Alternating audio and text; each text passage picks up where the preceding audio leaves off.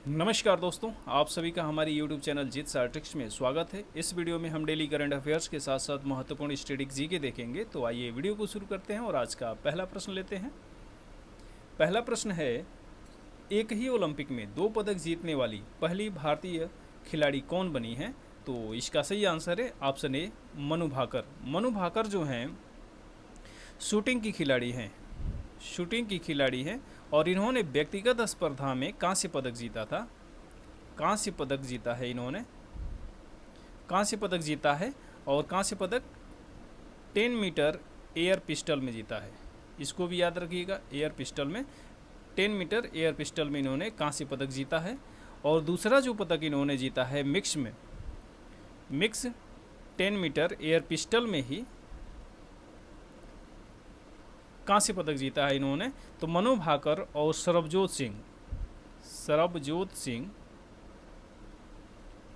सिंह की जोड़ी ने मिलकर कांस्य पदक जीता है 10 मीटर एयर पिस्टल प्रतिस्पर्धा में, शूटिंग में इन्होंने जीता है। तो इस प्रकार से मनु भाकर जो हैं भारत की पहली खिलाड़ी हैं जो कि एक ही ओलंपिक में 2 मेडल जीता है इन्होंने। तो इसका सही आंसर ऑप्शन ए है। बजट 2024-25 में किन शहरों के लिए ट्रांजिट ओरिएंटेड डेवलपमेंट योजना की घोषणा की गई है? तो इसका सही आंसर है ऑप्शन सी, 30 लाख से ज़्यादा आबादी वाले शहरों के लिए ट्रांजिट ओरिएंटेड डेवलपमेंट योजना की शुरुआत की गई है। तो 30 लाख से ज़्यादा आबादी वाले 14 शहरों के लिए, याद रखिएगा, 14 शहरों के लिए ट्रांजिट ओरिएंटेड डेवलपमेंट योजना की शुरुआत की गई है। इस योजना से आवागमन की सुविधा आसान हो जाएगी, सुलभ हो जाएगी। तो इसको ध्यान में रखिएगा। ट्रांजिट ओरिएंटेड डेवलपमेंट योजना 14 शहरों के लिए शुरू किया गया है जिसकी आबादी 30 लाख से ज़्यादा होगी। हाल ही में किसने परीक्षा के तनाव को कम करने के लिए सफल योजना लॉन्च की गई है? तो किसके द्वारा लॉन्च की गई है? तो याद रखिएगा, इसका सही आंसर है ऑप्शन ए, सीबीएसई के द्वारा लॉन्च की गई है। सीबीएसई के द्वारा सफल योजना लॉन्च की गई है। और सफल का फुल फॉर्म भी याद रखिएगा, structure assessment for analysing learning इसका फुल फॉर्म है। और इस योजना के तहत कक्षा 3, 5 और 8, कक्षा 3, 5 और 8 के लिए योग्यता आधारित मूल्यांकन कार्यक्रम जारी किया जाएगा। और इसके तहत रटने के बजाय मूल अवधारणाओं को समझने की आदत का परीक्षण किया जाएगा। मूल अवधारणाओं को समझने की आदत का परीक्षण किया जाएगा, सफल योजना के तहत किया जाएगा। ऐसे ही एक योजना का शुरुआत एनसीईआरटी के द्वारा किया गया था। एनसीईआरटी के द्वारा 2023 में शुरू किया गया था, उसको भी याद रखिएगा। उस योजना का नाम था परख योजना एनसीईआरटी के द्वारा शुरू किया गया, जबकि सफल योजना सीबीएसई के द्वारा शुरू किया गया है। तो इसको याद रखिएगा, सफल योजना को याद रखिएगा, सीबीएसई के द्वारा शुरू किया गया है। सफल योजना जो है एक तरह से सेंसस है, पहली सेंसस है, लर्निंग गैप का एक तरह का एक सेंसस है। तो इसको याद रखिएगा। हाल ही में किस राज्य सरकार ने विदेश सचिव की नियुक्ति की है? तो इसका सही आंसर है ऑप्शन सी, केरल सरकार के द्वारा विदेश सचिव की नियुक्ति की गई है। केरल सरकार ने विदेश सचिव की नियुक्ति की गई है। जो विदेश सचिव है या विदेश से जो संबंध होते हैं वो संघ सूची के विषय होते हैं। तो अनुसूची 7 में इसका वर्णन किया गया है कि जो विदेश मामले होंगे या उससे संबंधित जो भी देश के अन्य राष्ट्र के साथ संबंध निर्धारित करने वाले जो मामले होंगे वो संघ सूची में शामिल होंगे। तो इसको याद रखिएगा कि ये संघ सूची का भी विषय है। विदेश सचिव जो है संघ सूची का विषय है। अनुच्छेद 253 को भी याद रखिएगा। इसमें अनुच्छेद 253 इसमें कहा गया है कि संसद के पास किसी अन्य देश के साथ संधि करने का या करार करने का या किसी अंतर्राष्ट्रीय सम्मेलन या संस्था में जो निर्णय लिया गया है उस निर्णय को लागू करने का अधिकार किसके पास रहेगा? संसद के पास रहेगा। तो 253 को याद रखिएगा। और एक अनुच्छेद 293 एक को भी याद रखिएगा। 293 एक में कहा गया है कि राज्य सरकार केंद्र सरकार की अनुमति के बिना किसी देश के से ऋण नहीं ले सकती है। तो इसको भी याद रखिएगा कि राज्य सरकार केंद्र सरकार की अनुमति के बिना, केंद्र सरकार की अनुमति के बिना अनुमति के बिना विदेश से या विदेशों से ऋण नहीं ले सकती है, ऋण नहीं ले सकती है। तो ये अनुच्छेद 293(1) में कहा गया है कि राज्य सरकार केंद्र सरकार की अनुमति के बिना किसी देश से ऋण नहीं ले सकती है, अनुच्छेद 293(1) में कहा गया है। तो इस चीज़ को भी याद रखिएगा कि जो विदेश मामले होते हैं वो संघ सूची के विषय होते हैं, उस पर संसद कानून बनाती है। हाल ही में माईगॉव प्लेटफॉर्म ने अपनी लॉन्च के कितने साल पूरे कर लिए हैं? तो इसका सही आंसर है ऑप्शन सी, 10 साल पूरे कर लिए हैं। ऑप्शन सी इसका सही आंसर है। तो MyGov ने कितना साल पूरा कर लिया है? 10 साल पूरा कर लिया है। जो माईगॉव प्लेटफॉर्म है, इसकी शुरुआत की गई थी या स्थापना की गई थी 26 जुलाई 2014 को इसकी स्थापना की गई थी। 26 जुलाई 2014 को इसकी स्थापना की गई थी। और जो माईगॉव प्लेटफॉर्म है यह एक नागरिक केंद्रित प्लेटफॉर्म है, नागरिक केंद्रित प्लेटफॉर्म है, नागरिक केंद्रित प्लेटफॉर्म है। और यह लोगों को सरकार से जोड़ने और सुशासन में योगदान करने हेतु सशक्त करता है, उनको सहायता करता है। इसको याद रखिएगा। और इसका जो नोडल मंत्रालय है, यहाँ से पूछा गया है क्वेश्चन, तो नोडल मंत्रालय को याद रखिएगा। इसका नोडल मंत्रालय है केंद्रीय इलेक्ट्रॉनिक और सूचना प्रौद्योगिकी मंत्रालय है।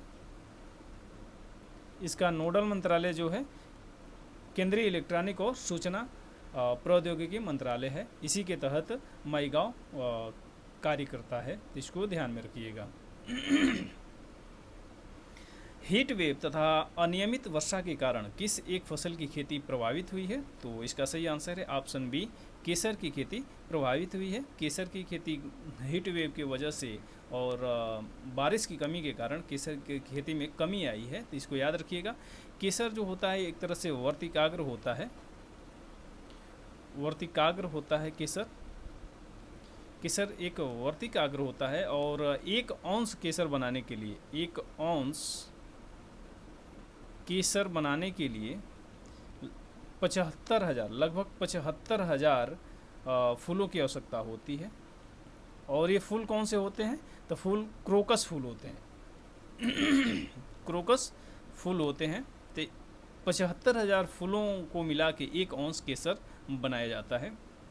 और इस केसर से एक सुगंधित तेल भी बनाया जाता है, क्रोन्सिन नाम होता है उसका, क्रोन्सिन तेल बनाया जाता है। एक सुगंधित तेल है, क्रोन्सिन है। और ये पीले रंग का होता है। क्रोन्सिन जो तेल होता है पीले रंग का होता है, और पीला रंग किसके कारण होता है? तो क्रोन्सिन में क्रोसेरिन की उपस्थिति के कारण इसका रंग पीला होता है, तो इसको भी याद रखिएगा। केसर की खेती के लिए जो वार्षिक वर्षा होती है 30 से 40 सेंटीमीटर वार्षिक वर्षा की ज़रूरत होती है। और जो मृदा होती है वो हल्की क्षारीय होनी चाहिए, मृदा हल्की क्षारीय और अच्छी तरह से सूखी हुई दोमट मृदा होनी चाहिए, हल्की क्षारीय दोमट मृदा की ज़रूरत होती है केसर की खेती के लिए। भारत के प्रथम मानवयुक्त अंतरिक्ष मिशन का नाम क्या है? तो इसका सही आंसर है ऑप्शन बी, गगनयान मिशन के तहत 3 सदस्यों को अंतरिक्ष में भेजा जाएगा। 3 सदस्यों को याद रखिएगा, 3 सदस्यों को अंतरिक्ष में भेजा जाएगा। अंतरिक्ष में करीब 400 किलोमीटर की ऊंचाई तक भेजा जाएगा। और इनको 3 दिनों के लिए इनको भेजा जाएगा और पुनः वहाँ से वापस पृथ्वी पर लाया जाएगा। इनको सफलतापूर्वक पृथ्वी पर लाया जाएगा इनको। तो गगनयान मिशन एक मानवयुक्त अंतरिक्षयान मिशन है, जिसके साथ 3 सदस्यों को 400 किलोमीटर की ऊंचाई पर 3 दिनों के लिए भेजा जाएगा और उनको फिर सफलतापूर्वक पृथ्वी पर लाया जाएगा। अगर इस योजना में सफलता मिलती है तो भारत विश्व का चौथा देश बन जाएगा इस प्रकार की योजना लॉन्च करने वाला, मानवयुक्त अंतरिक्ष योजना लॉन्च करने वाला विश्व का चौथा देश बन जाएगा। इससे पहले अमेरिका, रूस और चीन है, तो भारत चौथा देश बन जाएगा अगर इसमें सफलता प्राप्त होती है तो। हाल ही में किस देश में ओरोपुष्य वायरस के कारण विश्व की पहली मृत्यु दर्ज की गई है? तो इसका सही आंसर है ऑप्शन बी, ब्राज़ील। ब्राज़ील में ओरोपुष्य वायरस के कारण एक व्यक्ति की मृत्यु हो गई। तो जो ओरोपुष्य वायरस है यह एक आरएनए वायरस होता है, आरएनए वायरस होता है। और जो ओरोपुष्य वायरस है यह विशेष रूप से मध्य और दक्षिण अमेरिका के देशों में, मध्य और दक्षिण अमेरिकी देशों में फैलता है, दक्षिण अमेरिकी देशों में, और उसके साथ साथ कैरेबियाई देशों में भी, कैरेबियाई देशों में इसका विस्तार यहाँ पे फैलता है, ये ओरोपुष्य वायरस। और ये जो ओरोपुष्य वायरस है किसके कारण फैलता है? तो इसको याद रखिएगा, बहुत इंपॉर्टेंट है कि मच्छरों के काटने से होता है। मच्छरों के काटने से ओरोपुष्य वायरस फैलता है। तो मच्छरों के काटने से ओरोपुष्य वायरस फैलता है। तो और ये विशेष रूप से मध्य और दक्षिण अमेरिकी देशों और कैरेबियाई देशों में इसका सबसे ज़्यादा प्रसार है। और जो ये मच्छर होते हैं, कौन से मच्छर होते हैं? तो इन मच्छरों को भी याद रखिएगा। क्यूलिकोइड्स मच्छर का नाम है, क्यूलिकोइड्स पैराएंसिस,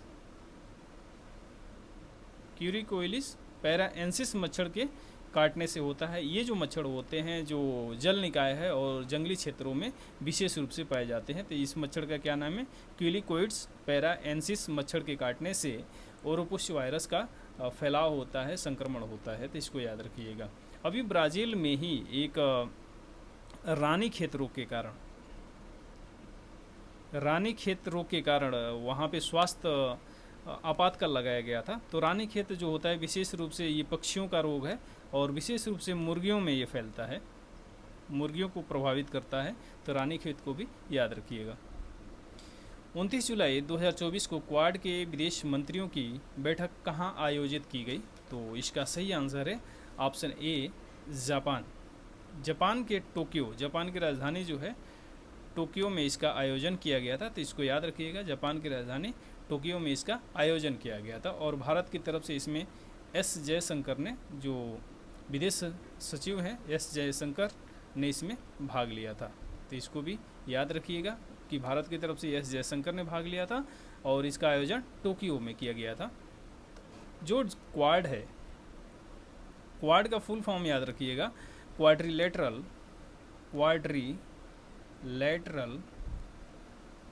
सिक्योरिटी डायलॉग इसका फुल फॉर्म है। क्वाड्रिलेटरल सिक्योरिटी डायलॉग इसका फुल फॉर्म है। और इसकी जो इसमें सदस्य देश कितने हैं? तो इसके टोटल 4 सदस्य हैं, जिसमें भारत है, अमेरिका है और जापान है और ऑस्ट्रेलिया है। ये 4 देश मिलके क्वाड का निर्माण किए थे। जो क्वाड की अवधारणा है वो जापान के जो पूर्व प्रधानमंत्री थे शिंजो आबे, उन्हीं के द्वारा दिया गया था। शिंजो आबे के द्वारा इस क्वाड अवधारणा को दिया गया था, विकसित किया गया था। तो शिंजो आबे को भी याद रखिएगा। क्वाड की जो पहला शिखर सम्मेलन हुआ था, फर्स्ट शिखर सम्मेलन हुआ था, ये 2021 में हुआ था। 2021 में हुआ था और कहाँ पे हुआ था? तो अमेरिका में हुआ था, यूनाइटेड स्टेट्स ऑफ अमेरिका में हुआ था। और जो छठवां शिखर सम्मेलन इसका आयोजन होगा वो नई दिल्ली में भारत में किया जाएगा। अभी इसी साल होना है, 2024 में इसका आयोजन किया जाएगा। जबकि जो 7वां शिखर सम्मेलन होगा उसको भी याद रखिएगा, वो अमेरिका में होगा, वाशिंगटन डीसी में होगा और 2025 में इसका आयोजन किया जाएगा। तो इसको भी याद रखिएगा। पुरुष क्रिकेट एशिया कप 2025 की मेज़बानी कौन देश करेगा? तो इसका सही आंसर है ऑप्शन ए, भारत करेगा। भारत पुरुष एशिया कप क्रिकेट की मेज़बानी 2025 की मेज़बानी कौन करेगा? तो भारत करेगा। जो एशिया कप हर 2 साल पे आयोजन किया जाता है, तो जो 2027 का होगा वो बांग्लादेश उसकी मेज़बानी करेगा। तो 2027 की एशिया पुरुष एशिया कप की मेज़बानी किसके द्वारा की जाएगी? तो बांग्लादेश के द्वारा की जाएगी। जो 10वां आईसीसी T20 पुरुष विश्व कप होगा वो भारत और श्रीलंका के द्वारा उसका मेज़बानी किया जाएगा। तो इसमें भारत और श्रीलंका रहेंगे 10वां आईसीसी पुरुष T20 वर्ल्ड कप के लिए। वर्ल्ड कप का आयोजन जो 2026 में होगा तो उसका आयोजन कहाँ पे किया जाएगा? भारत और श्रीलंका में किया जाएगा। तो जो एशिया कप होगा, पुरुष क्रिकेट एशिया कप जो 2025 का होगा, उसका आयोजन भारत में होगा और 2027 वाला बांग्लादेश में होगा। जबकि आईसीसी T20 वर्ल्ड कप जो होगा 2026 का वो भारत और श्रीलंका में उसका आयोजन किया जाएगा। तो इसको याद रखना है। अयोध्या की रामलला पर पहला डाक टिकट जारी करने वाला विश्व का पहला देश कौन है? तो इसका सही आंसर है ऑप्शन बी, लाओस है। लाओस में जो भारत के अयोध्या के रामलला हैं, रामलला पे पहला डाक टिकट जारी किया गया है और इसका जो विदेश मंत्री जो हैं एस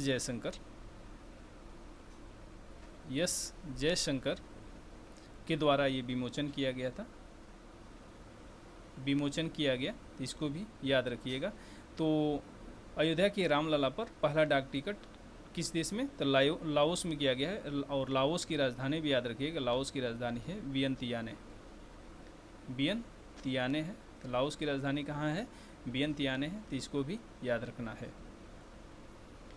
भारतीय लघु उद्योग विकास बैंक सिडबी के अध्यक्ष और प्रबंध निदेशक किसे नियुक्त किया गया है? तो इसका सही आंसर है ऑप्शन ए, मनोज मित्तल को सिडबी का नया अध्यक्ष और प्रबंध निदेशक बनाया गया है। तो याद रखिएगा मनोज मित्तल को।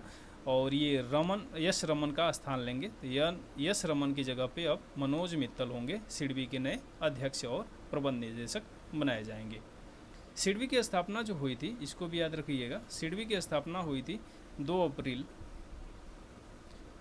1990 को सिडबी की स्थापना की गई थी। इसको याद रखिएगा। और सिडबी का फुल फॉर्म भी कई बार पूछा जाता है, तो इसको याद रखिएगा कि इसका फुल फॉर्म है small industries development bank of India इसका फुल फॉर्म है। तो इसको याद रखिएगा। निकोलस मादुरो किस देश के नए राष्ट्रपति नियुक्त किए गए हैं? तो इसका सही आंसर है ऑप्शन बी, वेनेजुएला के नए राष्ट्रपति कौन बने हैं? निकोलस मादुरो वेनेजुएला के नए राष्ट्रपति बने हैं।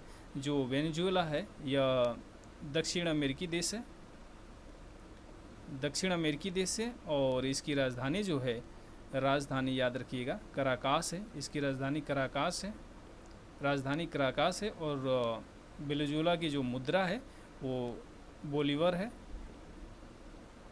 यहाँ की मुद्रा है। तो इसको भी याद रखिएगा। इस वीडियो में बस इतना ही। जय हिंद।